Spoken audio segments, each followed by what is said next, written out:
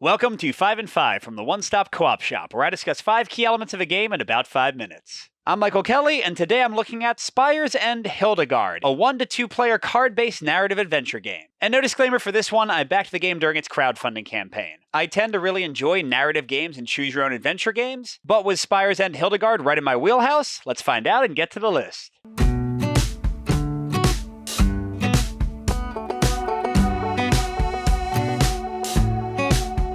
So first at number 5 is a pro, and that's how the game tracks inventory and how it kind of branches things off.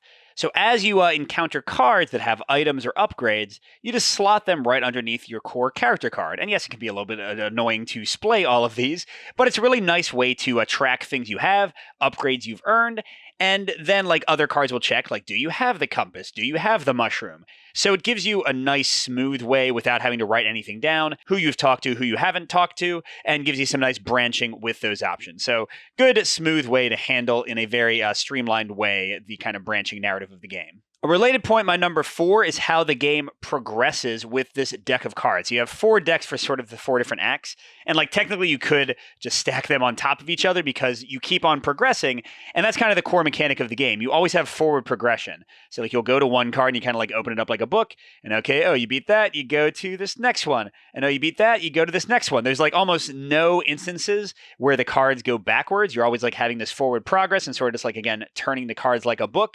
It's a nice way to sort of handle the annoyance of like choose your own adventure games where you're like flipping back and forth between books, or, you know, games now using apps where you have to like click into things and read a whole bunch. This keeps things organized in a non-messy way. And then when you advance to the next deck, you don't really need the old deck at all, except for the cards you've already earned from it. So it's sort of like the inventory. It's like a nice streamlined, cool core mechanic for handling your progression through the adventure. But for my number 3, I get to a mix, and that's the story in the game. Story I kind of use in quotes because there isn't a lot, and that's sort of the negative side. Like, they do have some nice, quick narrative text for you to read as you encounter cards and things, but there's not really any characterization given to your character. Your adventure isn't very clear. When you get to the end, like without any spoilers, like big things happen, but it doesn't really make sense, and it feels like they want you to know the like antagonist more than you actually do. So it feels like very rushed, like they tried to fit a really big narrative into a small format and they cut like a lot of the explanatory text. Like I feel like there's like some like, I don't know, graphic novel or short story waiting somewhere that would actually explain what the heck is going on. As it is, I felt a little lost in the story quite often. But that being said, like the little adventures you have are kind of cool. The world building and like the little glimpses you get to see of like this society is pretty neat. It's a place I wouldn't mind like spending longer in with a bigger game property. But, you know, this just feels like it's a glimpse of it, and a glimpse that isn't always clear in its conciseness. But my number 2 point is a full-on con, and that's the replay value in the game and the sudden possibility of death. So I'm not going to like show any of the later things because I don't want to spoil anything, but basically the game has combats and things that if you die, will send you back to the beginning of the game often.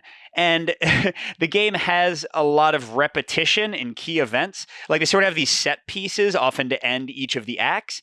And they aren't exciting. It's not like it's awesome to play through them again. So this is the kind of game that I can see somebody playing like maybe twice, maybe 3 times, and then either because of frustration or because they've seen all the main things, they'll have no reason to ever play again. You know, which is sort of part of the genre, but I feel like it's not as well done here. And finally, for my number 1, we get to the only kind of core mechanic in the game, which is this target-based dice combat system that they use basically for all kinds of encounters.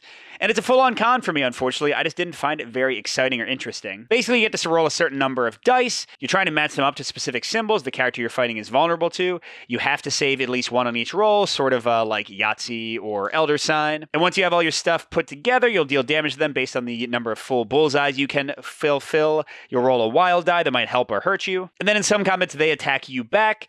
And yeah, it's very random. There's almost no choice. It's incredibly obvious which dice are more or less likely to be rolled. So I guess there's some tension there, but there's really, again, basically no choice. You do have a little bit of mitigation option, but it's very quickly gone, so you barely get to use it at all in the entire game. And especially in the later fights where they're attacking you too, and if they roll well, they can like take away half your life in one attack, or they can do no damage at all. You can totally miss them or deal a lot of damage. And like I already said, if you lose a big fight, you often have to repeat the entire adventure. I don't know. It just didn't do it for me. It's always interesting to look at how like these narrative games like kind of work in their one sort of mechanical aspect. Like Role Play Adventures has its little dice puzzles, or Seventh Continent has like its little like flipping cards from your deck.